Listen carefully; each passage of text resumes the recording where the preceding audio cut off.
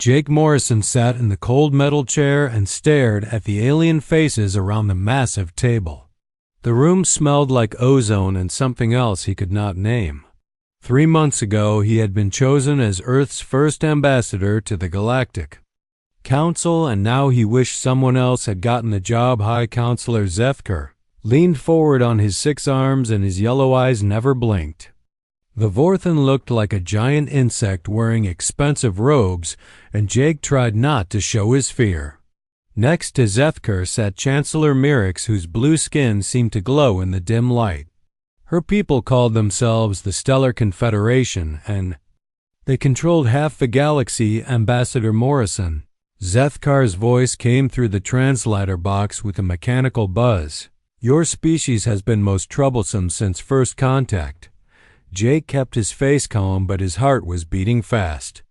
The meeting had started as simple trade talks about shipping routes between Earth and the outer colonies. Now it felt like a trial, and humanity was the defendant. We have only defended our interests, Jake replied carefully. The same as any species would do. Mirix made a sound that might have been laughter, but the translator could not process it. Your interests include building warships and expanding into unclaimed systems. This shows dangerous aggression. We build ships to protect our colonies, Jake said, and we only settle empty worlds. We follow all galactic laws. Zethkar's mandibles clicked together, and what Jake had learned was a sign of annoyance. Around the circular table, 20 other alien species watched in silence. Some looked curious, but most seemed hostile. Jake realized this had been planned long before he arrived. The Council has reviewed human behavior over the past 50 years.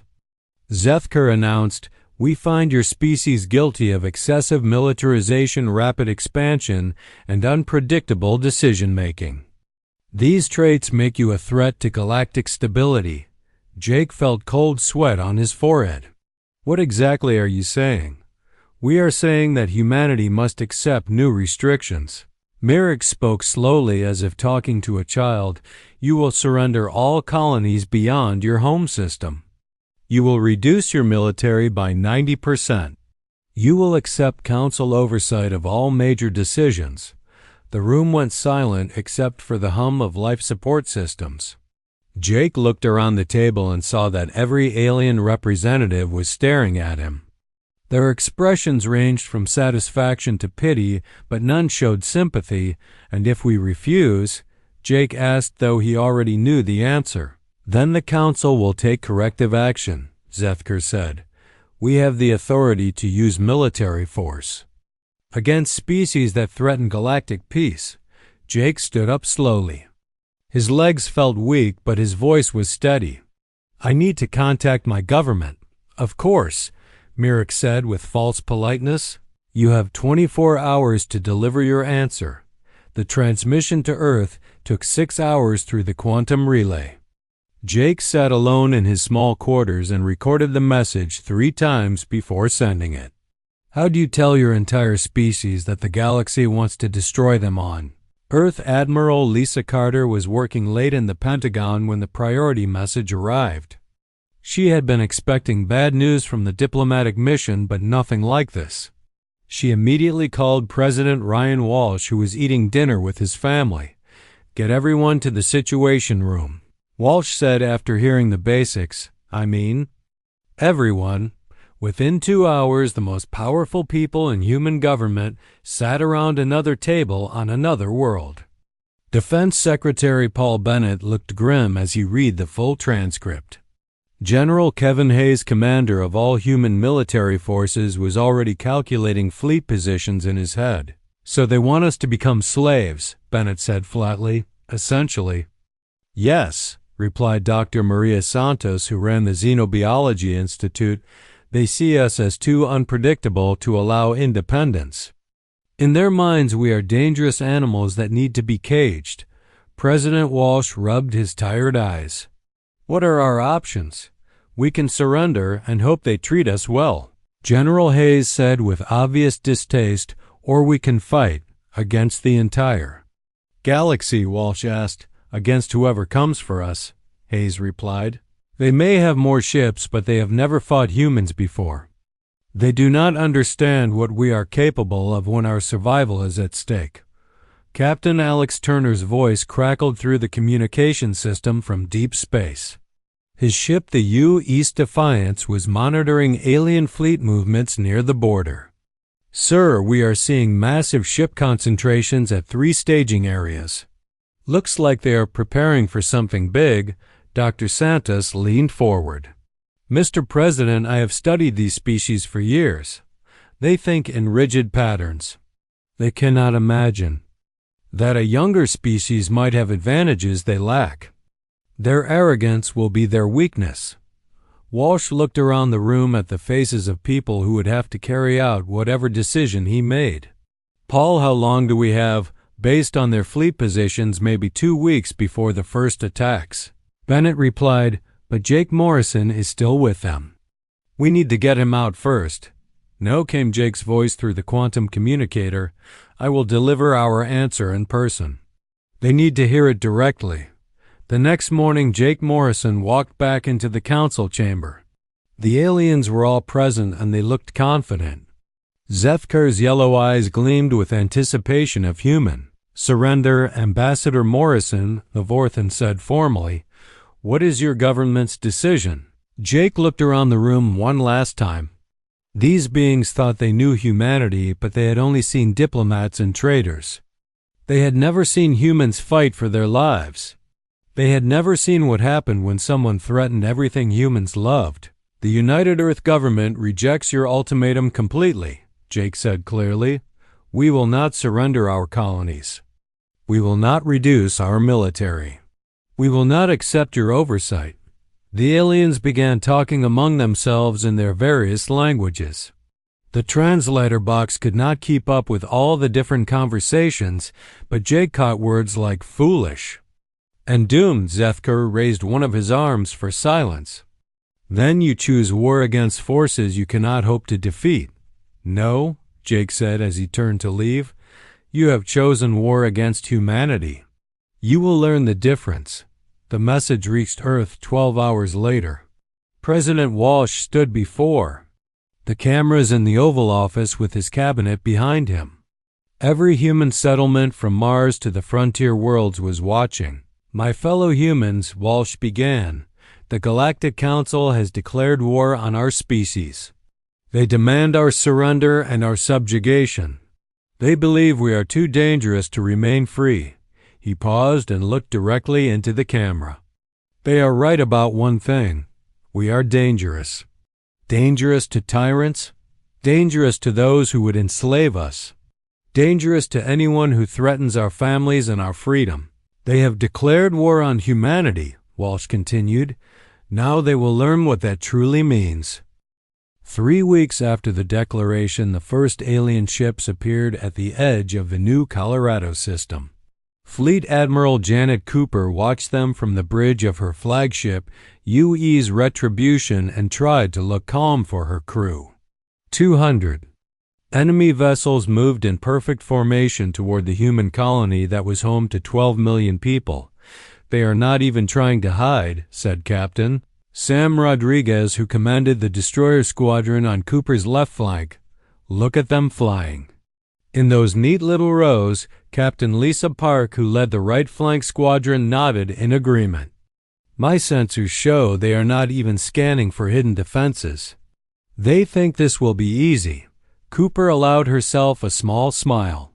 The aliens had made their first mistake by underestimating human preparation. For 50 years since first contact, humanity had planned for this day. Every colony, every mining station, every cargo ship had been built with war in mind. Admiral Kethker of the Vorthan Imperial Fleet studied the human positions through his command display. Intelligence reports showed that New Colorado had only basic defenses and a small fleet of primitive warships. His force should be able to destroy the colony in less than 6 hours. Begin the attack, Kethkor ordered. Target their military vessels first, then move to orbital bombardment of population centers. The Vorthan ships opened fire with plasma cannons. That could melt through most armor like it was paper. Green beams of energy crossed the void and struck the human fleet. Several destroyers exploded immediately, and Kefker felt satisfied with the easy victory. Then everything went wrong. The mining stations that had looked helpless suddenly came alive with weapons fire. Hidden missile launchers emerged from asteroids and began sending swarms of warheads toward the alien fleet. The cargo ships that had been trying to flee suddenly turned around and revealed that they were actually disguised warships. "What is happening?" Kefker demanded as his tactical display filled with red warning symbols. "Sir, the humans had hidden." "Weapons everywhere," his aide replied with panic in his voice. "Those mining platforms are actually fortress stations. The cargo ships are launching fighter squadrons." On New Colorado's surface, Colonel Amy Rodriguez crouched behind a pile of rubble that had once been a warehouse. Her soldiers were dug in throughout the capital city waiting for the alien landing. Forces. She had studied every report from human intelligence about alien ground tactics, and she knew their weaknesses. "Remember what we learned in training," she called to her troops over the radio. "They expect us to form lines and fight like ancient armies. They have never faced guerrilla warfare before." The first alien shuttles touched down in the city center and deployed troops in perfect formation. The Vorthan soldiers advanced in neat rows with their plasma rifles ready. They expected the humans to meet them in open battle. Instead, they found empty streets and silent buildings. Then the first improvised explosive device went off under a squad of alien soldiers. Before they could react, sniper fire began picking off officers from hidden positions. When they tried to take cover, human soldiers emerged from tunnels and attacked. From behind, engineer Tony Blake watched the space battle from his hidden command center and felt proud of his work. For 20 years, he had been secretly upgrading human ships with technology stolen from alien traders. The weapons were improved versions of alien designs, and the armor used principles that most species had. "Never thought to try, sir, the enemy." "Flagship is turning toward us," reported his assistant Pete Williams. "Should we activate the special weapon?" Tony grinned. The special weapon was his masterpiece. Human engineers had taken an alien gravity manipulator and turned it into something that could crush a starship like an empty can. "Do it." The UES Retribution fired an invisible beam at the Vorthan flagship. Kefker felt his ship shake as the gravity around it began to increase. Metal groaned and bulkheads started to buckle as the vessel was slowly compressed by forces it was never designed to resist. "Emergency retreat," Kefker screamed as his command deck began to collapse around him. All ships retreat immediately, but the human fleet was ready for that too. Captain Rodriguez had positioned her destroyers to block the most likely escape routes, while Captain Park's squadron waited in ambush. As the alien ships tried to flee, they found themselves trapped in a crossfire that their rigid tactics could not handle. Helen Martinez worked frantically in her laboratory aboard the research station hidden in the asteroid belt. She had been studying alien technology for 30 years, and now her knowledge was being put to the ultimate test. Her team had developed countermeasures for every known alien weapon system. The plasma cannons work by exciting particles in a specific frequency range, she explained to her assistants. "If we can shift our shield harmonics, we can actually absorb their energy and use it to power our own weapons." The tide of battle turned as human ships began using alien attacks to fuel their own systems. Vorthan plasma beams that should have destroyed human vessels instead made them stronger and faster. The aliens found themselves fighting an enemy that grew more powerful with every attack. Colonel Rodriguez led her troops in a fighting retreat through New Colorado's capital city. But it was not a real retreat. Every step backward was planned to draw the aliens into carefully prepared kill zones. Civilian buildings had been rigged with explosives, and mining equipment had been converted into weapons of war. "They are following our retreat pattern exactly as predicted," Rodriguez reported to Admiral Cooper. "The aliens cannot adapt to changing situations. They are still using the same tactics they started with." Chief Engineer Pete Williams had worked for 3 days straight modifying human weapons to exploit alien weaknesses. Vorthan armor was designed to resist plasma and particle beams, but it had never been tested against old-fashioned human explosives. Kinetic weapons that threw solid projectiles punched through alien defenses like they were made of tissue paper. Space battle raged for 18 hours before Admiral Kefker finally admitted defeat. His fleet of 200 ships had been reduced to less than 80 functional vessels. The humans had lost only 40 ships but had inflicted damage that should have been impossible. How did they do this? Kefker asked his surviving officers as they limped away from New Colorado. "Our intelligence said they were primitive." "Sir, I think our intelligence was wrong," his tactical officer replied. "The humans fight like no species we have ever encountered.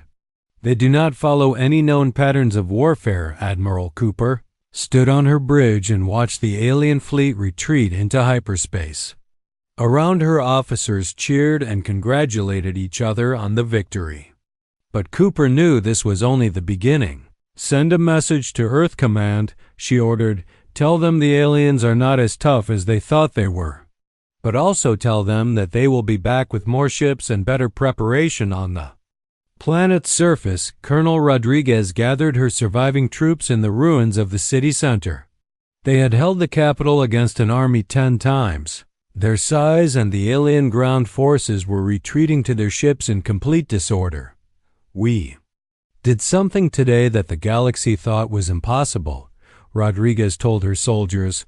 "We made the aliens afraid of us. They came here expecting easy prey and found predators instead."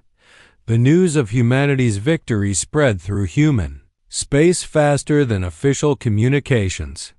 On every colony world and space station, people celebrated and prepared for the next attack. They knew the aliens would come again, but now they also knew that humans could win. Dr. Martinez sent her final report to Earth Command with a mixture of pride and concern. "The enemy's greatest weakness is their inability to adapt," she wrote. "They think in rigid patterns and cannot change tactics when faced with unexpected situations. But they learn from defeat, and they will not underestimate us again." Jake Morrison received news of the victory while still trapped on the Galactic Council station. The alien guards did not know that he understood their language, and he heard them talking about the impossible human victory with fear in their voices. "The Vorthans lost more than half their fleet to a single human colony," one guard whispered to another. "How is that possible?" Jake smiled for the first time in weeks. The galaxy was about to learn that humanity's greatest strength was not their weapons or their ships. It was their ability to do the impossible when everything they loved was threatened. The Galactic Council's response to the defeat at New Colorado was swift and brutal. High Counselor Zethker personally ordered the deployment of the Stellar Confederation's hunter fleets. These were elite units designed specifically for destroying entire species that the Council deemed dangerous. Admiral Zaref commanded the largest fleet ever assembled by the galactic powers. 500 warships carried 2 million of the galaxy's best soldiers toward human space. The fleet included planet-killer weapons that could turn entire worlds into lifeless rocks. "The humans got lucky once," Zareth told her officers during the final briefing. "They used surprise tactics against an unprepared enemy. We will not make the same mistakes the Vorthans made," but humanity had not been sitting idle after their first victory. Admiral Ben Parker led a task force of 30 ships on a desperate mission deep into alien territory. His target was Proxima Station, where the aliens built most of their largest warships. Captain Julie Wright commanded the stealth ship UES Shadow alongside Captain Chris Anderson in the U's Ghost. Their vessels used technology that Dr. Helen Martinez had developed by studying captured alien sensors. The ships could move through space almost invisible to enemy detection, Remember the plan. Admiral Parker broadcast to his fleet, "We hit they. Shipyards fast and hard, then get out before their response fleets arrive. The goal is to destroy their ability to build new ships, not to fight a pitched battle." The human fleet dropped out of hyperspace at the edge of the Proxima system and immediately split into 3 groups. Wright and Anderson led their stealth ships toward the main construction facilities, while Parker took the heavy cruisers to attack the defensive platforms. Dr. Helen Martinez had spent months analyzing alien construction methods, and she had found critical weaknesses. Their shipyards depend on central power cores. She had explained during mission planning, "If we can destroy those cores, the entire facility will shut down." The attack succeeded beyond all expectations. Human ships struck targets that the aliens had considered impossible to reach. The stealth vessels planted fusion charges inside the main shipyards, while the cruisers destroyed the orbital defenses with precision strikes. But the most important part of the mission was the rescue of Commander Lisa Thompson and her crew. They had been captured during early scouting missions and held in a prison facility on Proxima Station. Thompson brought intelligence that would change the entire war. "The aliens have a fatal flaw in their thinking," Thompson reported to Admiral Parker as they escaped the system. "Each species fights according to rigid patterns that never change. They cannot adapt when faced with tactics they have never seen before." Thompson's intelligence reached Earth just as Admiral Zareth's massive fleet was preparing to attack the human colony of New Texas. General Sarah Mitchell, who commanded Earth's Home Defense Forces, immediately saw the implications. "If they cannot adapt to new tactics, then we need to show them something completely different every time we fight." Mitchell told her staff, "We need to become unpredictable." The transformation of human society accelerated as the war continued. Factory coordinator Dan Foster supervised the conversion of civilian industries to military production. Car factories began building combat vehicles, while electronics companies produced advanced sensors for warships. Dr. Katie Lewis led research teams in developing weapons that combined human innovation with captured alien technology. But instead of simply copying alien designs, the humans improved them in ways that alien minds could not anticipate. They think in terms of incremental improvements. Lewis explained to her team, "A plasma cannon today is basically the same as a plasma cannon from 1,000 years ago. But humans always try to make things better, faster, stronger." The Battle of New Texas began when Admiral Zareth's fleet arrived expecting to face the same basic defenses they had studied at New Colorado.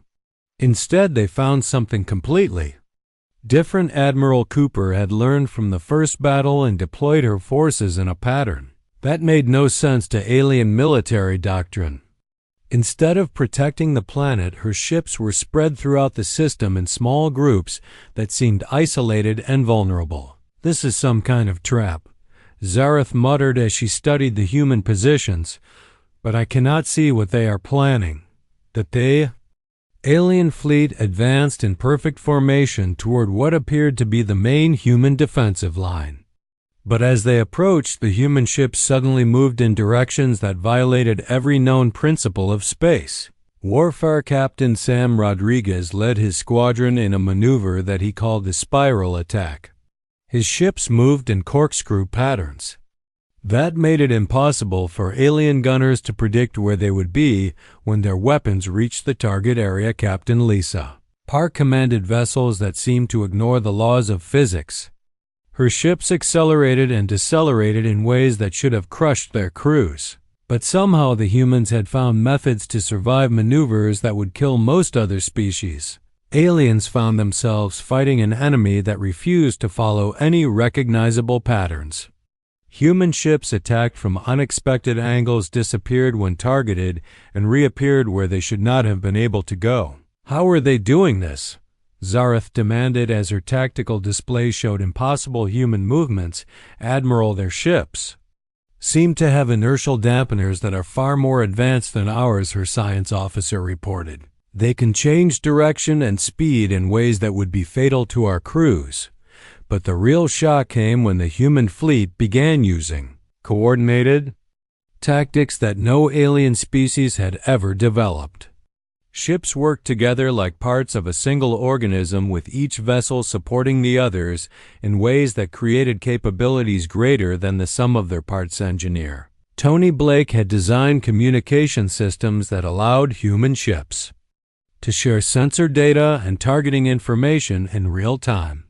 A destroyer on one side of the battle could guide missiles fired by a cruiser on the other side, creating attacks that seemed to come from empty space. Tide of battle turned when human reinforcements arrived not from the direction of Earth, but from deep space where they had been hiding in the system's outer asteroid belt. Admiral Cooper had positioned reserve forces where alien doctrine said it was impossible to maintain a fleet. They have been planning this battle for months. Zareth realized as human ships emerged from hiding places throughout the system. Every maneuver was calculated in advance. Colonel Ray Martinez led ground forces in defending New Texas using tactics that combined lessons from New Colorado with completely new innovations. His soldiers fought from mobile positions that could move and reorganize faster than alien commanders could respond. The battle ended with Admiral Zareth's fleet in full retreat, having lost more than half their ships, while destroying less than a quarter of the human forces. As the aliens fled toward the nearest hyperspace jump point, they left behind wreckage and prisoners that would provide humanity with even more. Intelligence Dr. Martinez interrogated the captured alien officers and discovered that several species within the Galactic Council were beginning to question the war. The massive casualties and repeated defeats were causing political problems that the Council leadership had not anticipated. Some of them are starting to wonder if the humans are really the threat they were told about, Martinez reported to Earth Command. The propaganda is breaking down as word of our victories spreads. Jake Morrison remained prisoner on the Council station, but he could see the fear growing among his guards and the alien bureaucrats. Conversations that had once been filled with confidence about quick victory now focused on how to contain the human problem before it spread further. The humans fight like no species we have ever encountered. He overheard one council member say to another, "They do not follow any predictable patterns. How do we defeat an enemy that changes tactics with every battle?" The war was changing from a simple conquest to something that threatened the very foundations of galactic civilization. For 10,000 years, the Council had maintained order through superior numbers and standardized tactics. But humanity was proving that innovation and adaptability could overcome even overwhelming odds-on. Earth President Walsh met with his War Council to plan the next phase of operations. The humans were winning individual battles, but they were still outnumbered by thousands to one. They needed to find a way to turn their tactical successes into strategic victory. "We have shown that we can fight them," General Hayes reported, "but we need allies if we are going to survive a long war against the entire galaxy. Then we find species who have reasons to hate the Council as much as we do," Walsh replied. "Somewhere out there are other worlds that dream of freedom." Ambassador Elena Vasquez received the encrypted message while her diplomatic ship hid in the shadow of a dead moon in the Kepler system. The transmission came from a source that called itself the Resistance and claimed to represent dozens of species that had suffered under Galactic Council rule. "We have watched your war with great interest," the message said through translation software. "Your people fight for freedom in ways that give hope to others who have been oppressed. We wish to meet."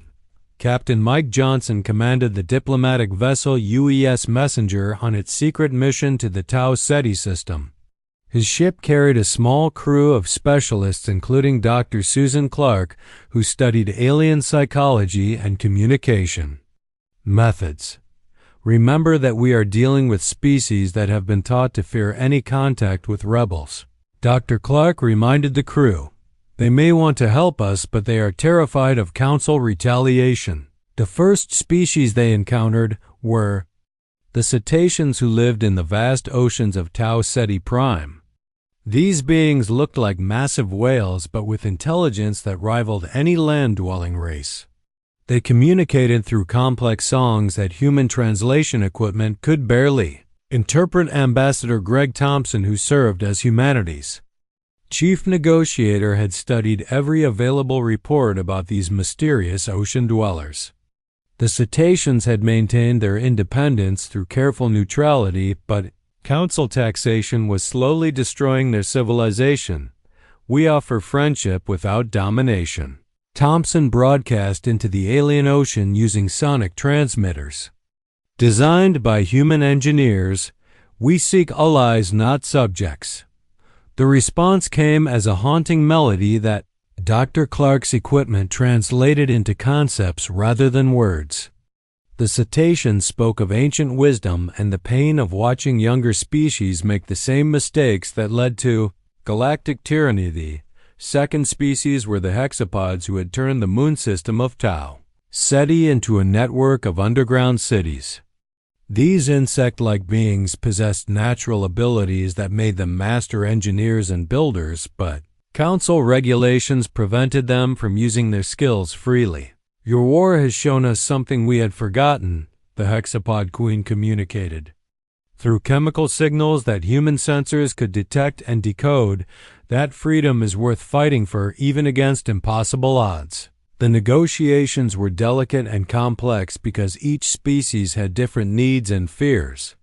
The cetaceans wanted protection for their ocean worlds, while the hexapods needed access to rare minerals that the Council had monopolized, but the most challenging contact came with the resonants, who existed as living crystal formations on airless worlds throughout the system. These beings thought in ways so alien that establishing communication took weeks of careful work. Dr. Clark spent days trying to understand how creatures made of living mineral could develop consciousness and intelligence. The breakthrough came when she realized that the resonants experience time differently than biological species. "They think in geological timescales," Clark explained to Ambassador Thompson. "What seems like a quick decision to us might represent centuries of consideration for them. But they also have memory that goes back millions of years." The resonants had watched the rise and fall of dozens of galactic civilizations, and they understood patterns that shorter-lived species could not see. Their message, when it finally came, was both encouraging and terrifying. "The Council's empire follows the same path as all previous galactic governments," they communicated. "Through harmonic vibrations in the crystal structure of their world, it will collapse under its own weight. But not before consuming countless innocent lives. Unless," the message continued, "a catalyst appears that can accelerate the natural process of decay. Your species may be such a catalyst." The alliance negotiations took place on a neutral station that the three species had built in secret over many years. Ambassador Vasquez led the human delegation, while representatives from each allied species brought their own concerns and capabilities. "We are not asking you to fight our war," Vasquez assured the gathered aliens. "We are offering to fight together for our mutual freedom." The cetaceans brought deep space sensor networks that could track Council fleet movements across vast distances. Their organic technology was undetectable by standard alien sensors and could provide early warning of enemy attacks. Hexapods offered their incredible engineering skills and their natural ability to build defensive positions in impossible locations. Their tunnel networks could hide entire fleets or create supply lines that Council forces could never find. The resonants contributed something even more valuable. Their quantum communication network could coordinate allied forces across the galaxy in real time without any possibility of interception by Council Intelligence Services Director Jane Wilson. Coordinated the integration of alien allies into human military operations from her command center on Earth. The challenge was enormous because each species fought in completely different Way's Colonel Ray Martinez developed new training programs that taught human soldiers to work alongside insectoid engineers and crystalline communication specialists. The combined capabilities created tactical options that neither species could achieve alone. The hexapods can tunnel through solid rock faster than we can march across open ground. Martinez reported to his superiors, "If we coordinate their movements, with our surface attacks we can hit the enemy from directions they never expect." The first test of the new alliance came at the Battle of Kepler Station, where a combined Council fleet attacked the secret meeting place. Admiral Cooper led human forces while alien allies provided support using their unique abilities. Cetacean Sensor Network detected the enemy fleet 3 days before it arrived, giving the Allies time to prepare defensive positions and coordinate their response. The hexapods had built the station with hidden tunnels and chambers that could conceal ships and weapons. "They have no idea what they are flying into," Captain Rodriguez observed as he watched the Council fleet approach in standard formation. "Still think they are fighting primitive humans." The battle began when the Council fleet attacked what appeared to be a lightly defended research station. But as their ships moved into attack positions, they found themselves caught in crossfires from weapons that emerged from impossible locations. Hexapod engineers had built gun emplacements inside asteroids and carved weapons platforms into the sides of nearby moons. The attacking fleet found itself surrounded by defensive positions that their sensors had never detected. Human ships used resonant communication networks to coordinate attacks with precision that seemed impossible. Missiles fired from one location were guided by targeting data from sensors hundreds of thousands of kilometers away. The Council fleet commander, Admiral Corthax, had expected an easy victory against what intelligence described as a minor human outpost. Instead, he found his forces trapped in a killing field designed by multiple species working in perfect coordination. "This is impossible," Corthax broadcast to his surviving ships as they tried to retreat. "The humans cannot have this level of coordination. Our sensors show communication delays that should prevent such precision." But the resonant quantum network operated outside normal space-time, allowing instantaneous communication across any distance. The Allied fleet moved like a single organism. With perfect timing and coordination, the victory at Kepler Station sent shockwaves through the Galactic Council as news of human allies spread to oppressed species throughout the galaxy. For the first time in centuries, minor species had defeated a major Council fleet in direct combat. Dr. Helen Martinez analyzed captured enemy communications and discovered that the Council was facing internal opposition for the first time in its history. Several member species were questioning the cost of the war, and some were secretly negotiating with human representatives. "The Empire is starting to crack," Martinez reported to President Walsh. "Every victory we achieve encourages more species to resist Council authority. We are not just winning battles anymore, we are inspiring a galactic revolution." Ambassador Thompson established diplomatic contacts with resistance movements on dozens of worlds. Each new ally brought unique capabilities and knowledge that strengthened the growing coalition against Council tyranny. War was transforming from humanity's desperate fight for survival into something much larger. The rigid order that had controlled the galaxy for millennia was crumbling as species after species discovered that freedom was possible. On the Council station, Jake Morrison watched alien officials argue among themselves with increasing desperation. The confident unity that had declared war on humanity was fracturing as military defeats mounted and political opposition grew. The humans were supposed to be crushed in weeks. He heard one Council member complain to another, "Now they have allies, and our own member species are questioning our leadership." Morrison smiled as he realized that humanity had achieved something more powerful than military victory. They had proven that the Council's power was based on fear rather than strength, and once that fear was broken, nothing could restore the old order. 6 months into the war, the conflict had spread across dozens of star systems, and the Galactic Council's initial confidence had completely evaporated. Fleet Admiral Steve Rogers commanded the largest human armada ever assembled as it prepared for the decisive push toward the Council's core worlds. Human military had evolved into something the galaxy had never seen before.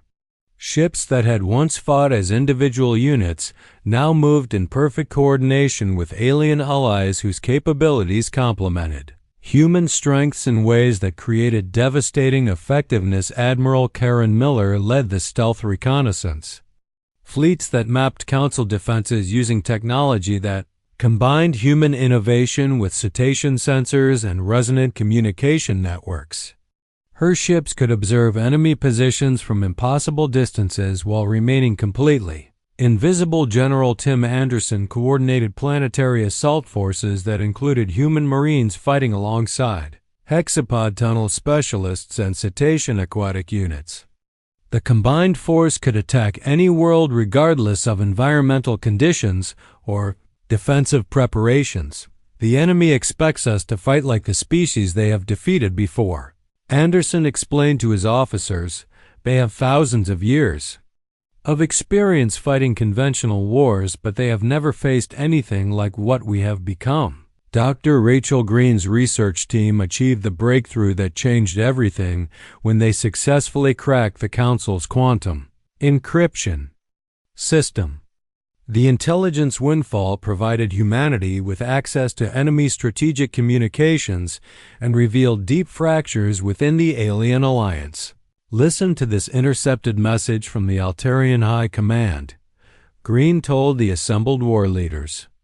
They are questioning whether the war can be won and asking their Council representatives to consider peace negotiations.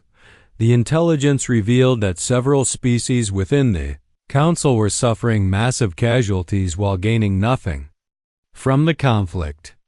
The rigid military doctrines that had served them well against other conventional enemies proved helpless against human adaptability and innovation. Captain Joe Hamilton commanded a special operations mission to the Vega system where his team infiltrated a Council prison world containing thousands of political dissidents from dozens of species. The rescue operation provided humanity with detailed intelligence while demonstrating their commitment to liberation rather than conquest. These prisoners are proof that the Council rules through fear and oppression, Hamilton reported as his ships evacuated the rescued aliens. Every species they control has resistance movements that have been waiting for someone to show them that freedom is possible. The prison break triggered the first major defection when the Meridian Republic formally withdrew from the Council alliance and requested human protection. Their ships brought advanced sensor technology that further amplified human tactical advantages. Prime Minister Sarah Martinez of the Meridian Republic addressed the growing alliance of free species with words that would be remembered throughout galactic history. The humans have shown us that tyranny is not inevitable and that courage can overcome any odds. The climactic battle occurred at the Centauri Gate, which controlled the primary hyperspace junction connecting Council space to the outer galaxy. Admiral Cooper led the Allied fleet against a massive enemy force commanded by High Counselor Zefker himself. This is where we prove that freedom is stronger than oppression, Cooper broadcast to her fleet as they prepared for battle. The galaxy is watching to see if a new age of liberty can be born. The Council had assembled every available ship for the defense of Centauri Gate because they understood that losing control of the hyperspace junction would cut their empire in half. Zefker commanded nearly 1,000 vessels in the largest space battle in galactic history, but the Allied fleet fought with coordination and innovation that overwhelmed traditional tactics.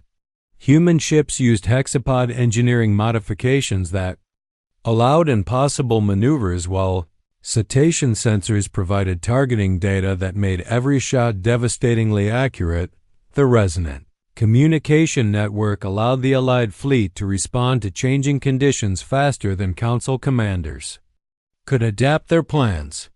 When Zethkar tried to concentrate his forces against one section of the Allied line, he found that human ships had already moved to counter his strategy. "How are they predicting our moves?" Zethkar demanded as his carefully planned battle formation crumbled under attacks that seemed to anticipate his every decision.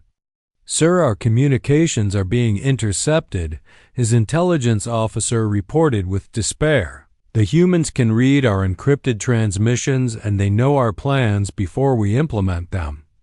The battle reached its turning point when Captain Rodriguez led a strike force directly at the Council flagship using a tactic that human strategists called the hammer blow.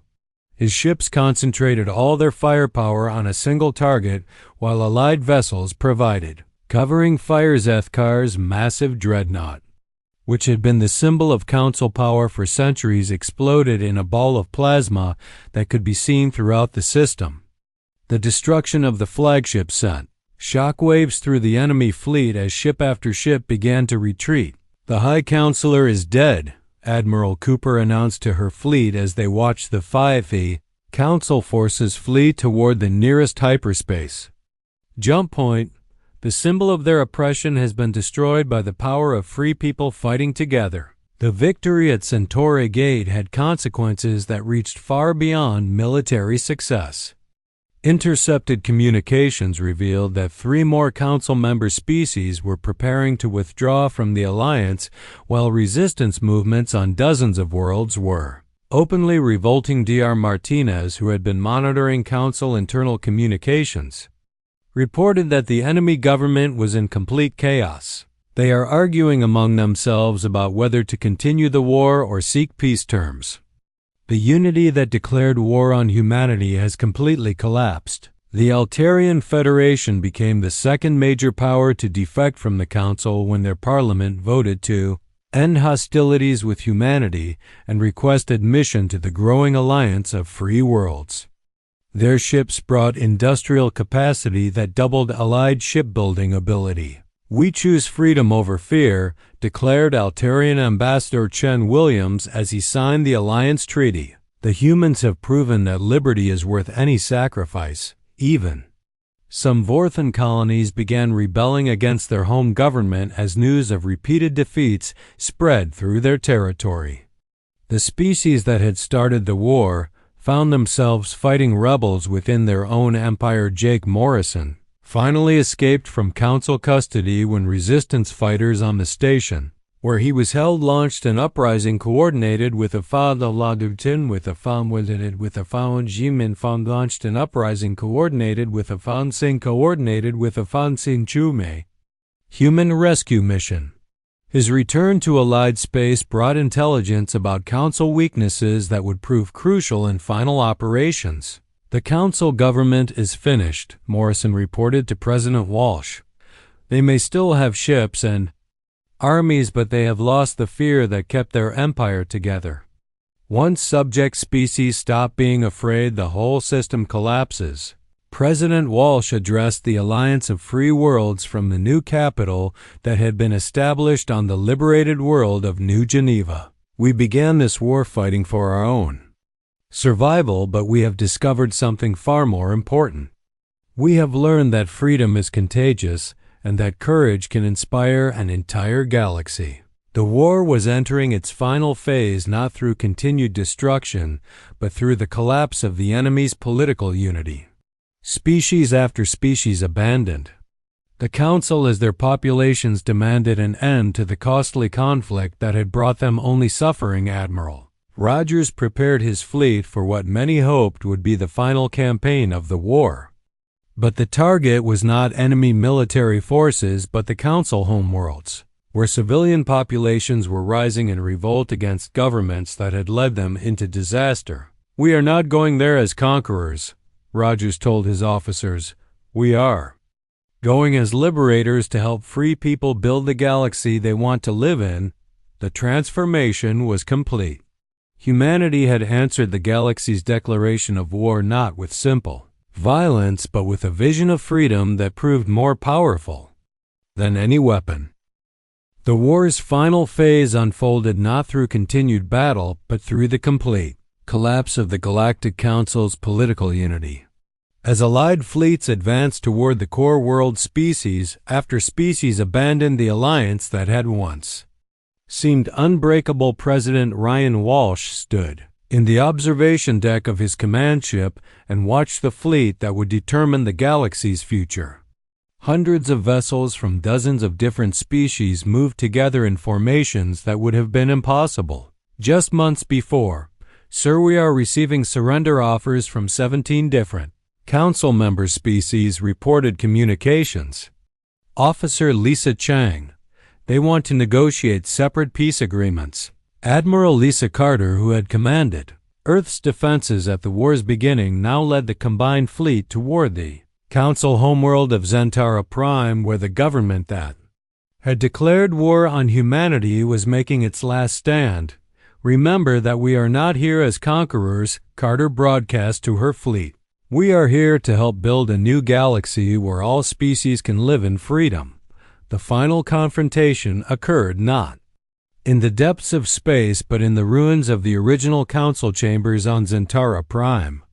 High Counselor Zethker, whose empire had crumbled around him, met face-to-face with President Walsh and a delegation that included representatives from every allied species. You have destroyed 10,000 years of galactic order, Zethker said with bitterness that his translator could barely convey. Chaos will follow and millions will die in the wars that come after. Ambassador Jake Morrison, who had survived months of imprisonment to witness this moment, stepped forward with the response that would define humanity's legacy. We have not destroyed order. We have destroyed tyranny. The chaos you fear is the sound of free people choosing their own destiny, Dr. Maria Santos, who had studied alien civilizations for decades, addressed the fallen counselor with scientific precision. Your empire was built on the suppression of innovation and the fear of change. It was doomed to collapse eventually. We simply accelerated the natural process.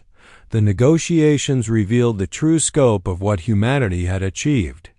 In less than 2 years of warfare, they had not merely defended themselves, but had fundamentally altered the galaxy's power structure. Forever Fleet Admiral Steve Rogers reported that over 300 species had formally requested admission to the new Galactic Assembly that would replace the Council's authoritarian structure. They are not asking to be ruled by us.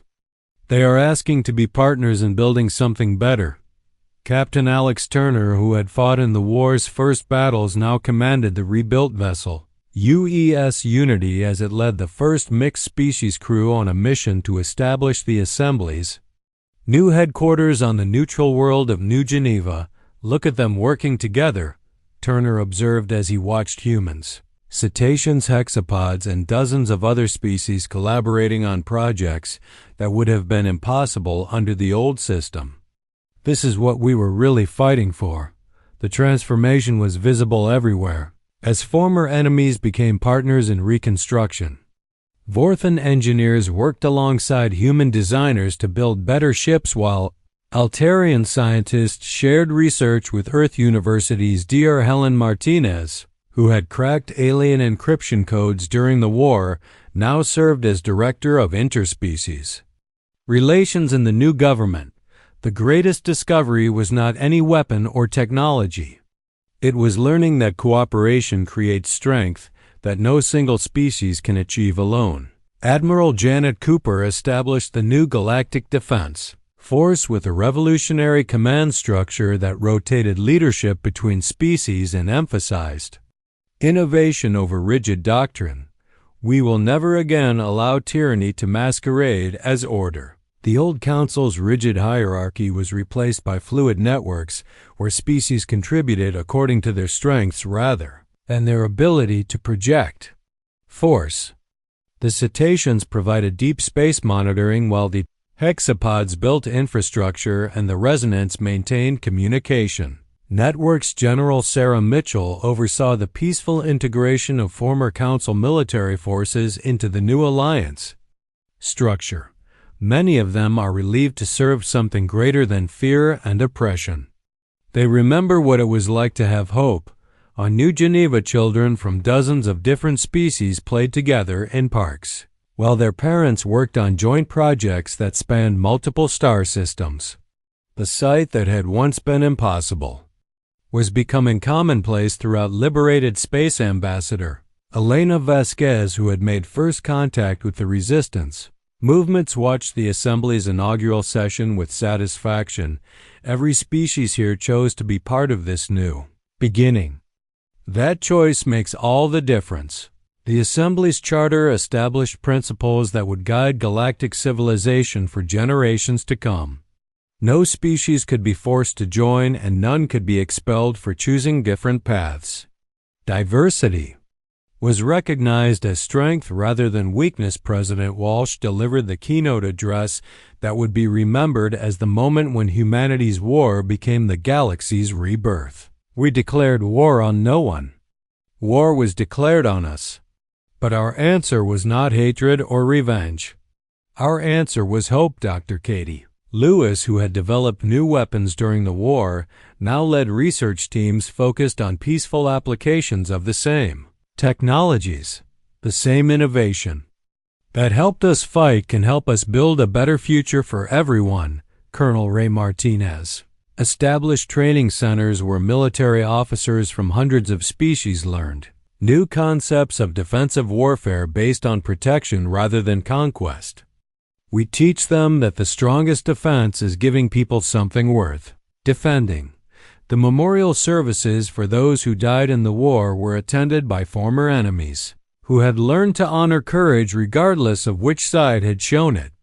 Vorthan priests performed ceremonies alongside human chaplains and cetacean singers. Jake Morrison, who had delivered humanity's refusal to surrender, now served as the Assembly's first Secretary General. The galaxy declared war on humanity, and we answered with something they never expected. We answered with love for the freedom that belongs to all thinking beings. The final scene of humanity's transformation from galactic outcasts to galactic leaders occurred when long-range scouts detected signals from beyond the galactic rim. New civilizations awaited contact, and this time humanity would meet them as partners rather than threats. Captain Julie Wright, whose stealth ships had struck the first blows against Council shipyards, now commanded the exploration vessel UES Pioneer. As it prepared to make contact with beings from another galaxy entirely, this time we will greet them as friends. Wright transmitted to Earth as her ship moved toward the unknown signals. We will show them what we learned about the power of cooperation and the strength that comes from diversity. Admiral Karen Miller watched the Pioneer disappear into hyperspace, carrying humanity's message of hope to civilizations that had never heard of Earth or the war that changed everything. They carry our answer to the universe itself. The transformation was complete, but it was also just beginning. Humanity had answered the galaxy's declaration of war not with conquest but with liberation, not with dominance but with partnership, not with fear, but with hope for a future where all species could reach for the stars. Together the galaxy had declared war on humanity, and humanity had answered with something far more powerful than weapons. They had answered with the dream of freedom that proved stronger than any empire and more lasting than any victory won through force. Alone, in the end, the greatest human weapon had not been their ships or their tactics or their technology. It had been their absolute refusal to accept that tyranny was inevitable and their unshakable belief that every thinking being deserved the chance to choose their own destiny among the stars.